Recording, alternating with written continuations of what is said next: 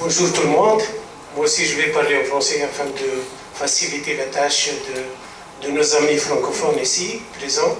Je tiens premièrement à saluer tous les honorables invités, les diplomates, les personnalités politiques de la société civile et tout, et aussi saluer les journalistes à qui chaque conférence de presse, je tiens à les saluer parce que je vois qu'il y a beaucoup d'entre eux qui sont courageux, qui continuent leur bataille pour une presse libre, pour un média libre. Ce travail de Siliane sur la chèvroutine qui a été utilisée dans la ville de Siliane n'aurait pas dû soulever beaucoup d'intérêt sans que le travail d'une équipe vraiment soudée à qui je veux premièrement, permettez-moi de saluer ceux qui sont présents ici et ceux qui n'ont pas encore été arrivés. Je tiens à saluer les amis qui ont aidé beaucoup à faire ce travail, ce grand travail. En fait, ils les ont fait, eux. Je tiens à saluer Najil Brouri, l'ancien président de l'association des syndicats des journalistes.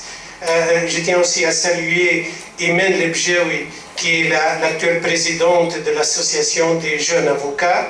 Sharfeddin Khalil est bien connu pour son travail acharné au sein du groupe des 25 et aussi notre ami très actif, Ramdan Ben Amr, qui est, souvenons-nous, qui est un membre très actif au sein du Forum tunisien pour les droits économiques et sociaux et qui est originaire de RDF. Donc, on a commencé ce travail après les filles qui a eu syrienne, l'utilisation de la chèvroutine là-bas, et le nombre de victimes et des gens qui, souvenons-nous, étaient vraiment menacés de cécité. Donc, un groupe s'est déplacé, et on a vu 208 personnes, et on a essayé de toucher tout le monde, c'est-à-dire les victimes, les témoins, le ministère de l'Intérieur, l'ancien gouverneur et tous les gens qui ont affaire avec ce drame. Donc on a essayé de contacter et on a essayé de comprendre premièrement quelles étaient les causes. On a vu que il y a des causes, comme ça a été au Bassamini en 2008, il y a des causes profondes et il y a des causes directes. Les causes directes ne sont que les catalyseurs. Les causes directes, c'était, il y a des gens, c'est-à-dire que le recrutement qu'il y a eu à Siliane, c'était la part de Siliane, ça a été vraiment à peu près 2% de ce qui a été. Voilà, le recrutement dans l'enseignement. Deuxièmement, il y avait le problème aussi le problème des ouvriers qui n'étaient pas titularisés et tout ça. Il y a aussi le problème des jeunes qui ont été arrêtés pour des mois sans jugement.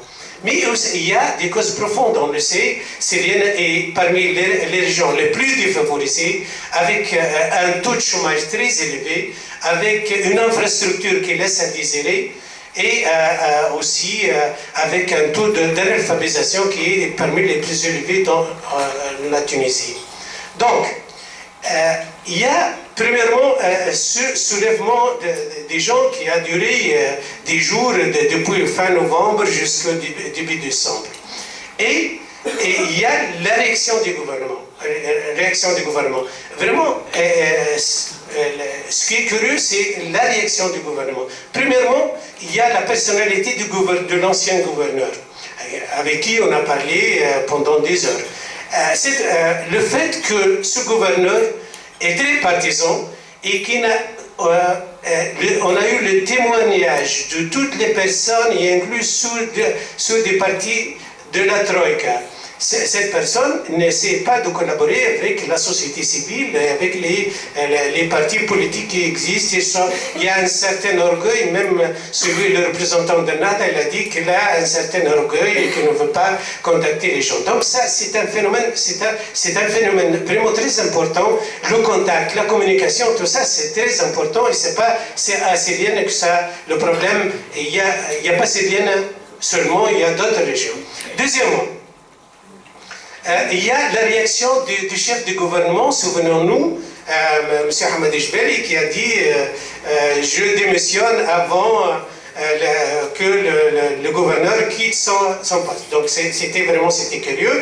Et souvenez-vous aussi que les gens de Sévienne, ils ont quitté la ville pour protester, pour dire que voilà, on te laisse la ville, à toi et à ton gouverneur. Il y a aussi la réaction des partis politiques. Et là aussi, c'est un phénomène curieux, c'est-à-dire que les partis politiques, au lieu d'essayer de comprendre les problèmes, tous ceux du pouvoir, ils étaient d'accord que ces manifestants, ils étaient défendus, ils étaient des gens qui défendus à Nida Tunis, au défunt Choukri Belaïd et tout ça. Donc, il n'y a pas vraiment une compréhension de la situation. Et il y a vraiment, pour parler de la collaboration avec la société civile, on a, avec le GTT, le témoignage du GTT, 8 correspondances du GTT afin d'essayer de résoudre le problème pour éviter une grève régionale assyrienne. Et le gouverneur n'a pas réagi. Donc, autant pour vous dire combien ces choses-là, c'est-à-dire que l'absence de communication était vraiment un problème important. Maintenant, venons en fait. C'est-à-dire que on a à peu près 200 personnes qui ont été touchées par la chèvre-routine, et ce n'est pas la première fois que la chèvre-routine a été utilisée. Ça a été utilisé, je crois, à l'ambassade américaine aussi, mais ce n'est pas de la même ampleur ni dans les mêmes parties du corps. Et on a à peu près 30% des gens qui ont été touchés aux yeux. Et il y a un nombre d'entre eux qui est menacé de cécité parce qu'on ne peut pas retirer la chèvre-routine de leurs yeux. Il y a Tarek Dehmeni, par exemple, qui a été touché dans les 2 yeux, à ce que je m'en souviens. Il y a aussi l'utilisation des bombes lacrymogènes, et là c'est une autre histoire, parce que les bombes lacrymogènes, ça a été vraiment périmé depuis une vingtaine d'années, et vraiment, c'est pour cela que ça a causé tant de problèmes à la population. À la fin, donc on a fait cette enquête, on a déterminé les causes, on a essayé de donner, voilà, comment on peut résoudre le problème. On a donné, sur le plan politique, on a dit que la nécessité que les responsables régionaux, je pense aussi nationaux aussi, il faut qu'ils ne soient pas des gens qui sont partisans, afin de pouvoir communiquer avec la population et avec la société civile. Ça, sur le plan politique. On a, ça, entre autres, on a aussi dit qu'il faut développer au niveau régional ce qu'on appelle la démocratie participative, afin que tout le monde participe et essaie de comprendre, parce que la majorité des gens qu'on a contactés, ils ont dit qu'ils restent pendant des journées devant le gouvernorat sans avoir la possibilité d'accès à quelqu'un qui peut leur parler. Donc, il faut que, pour enlever cette colère qui existe dans les gens, il faut quand même que quelqu'un communique avec eux. Sur le plan sécuritaire, on a dit que la nécessité c'est-à-dire de mettre en valeur le système sécuritaire et essayer de changer cet appareil sécuritaire qui était en temps de Ben Ali un appareil qui obéit aux ordres, à vraiment une police républicaine qui obéit à la loi et tout ça. Et il y a beaucoup de recommandations, je ne peux pas vraiment vous les donner maintenant, mais donc, pardon, car leur parole elle sera publiée bien sûr, mais malheureusement en arabe, on va essayer de le traduire. Maintenant, une question.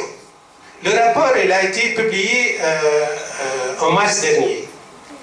Et il y avait beaucoup de recommandations, il y avait la presse qui a couvert tout le rapport, et il y a les médias qui ont couvert parce que c'est une des rares enquêtes qui a abouti. Est-ce que le gouvernement a vraiment réagi? Jusqu'à présent, il n'y a pas de réaction. La majorité des gouverneurs sont nommés, ils sont des gens partisans. Il n'y a pas encore de communication au sein. Et on va en parler, quand on va parler du rapport de l'Edensir que j'ai écrit aussi, on va le voir, il n'y a pas vraiment de communication encore. Donc, les mêmes problèmes qui existaient avant, il n'y a qu'une chose, il y a vraiment une plainte, je crois, dans le tribunal du CAF, qui est en cours et que j'espère que ça aboutit et qui a utilisé le rapport. Donc, nous, en tant que comité, on va suivre ce qui se passe, on va essayer de nous reconstituer encore et voir combien de nos recommandations a été achevées. Encore, comme je vous ai dit, il n'y a pas beaucoup, mais on va y insister sur le rôle de la société civile, d'insister et de continuer. Merci. شكرا مسعود. لا زالت قضية مسألة مئات العائلات من المفقودين الهجرة السرية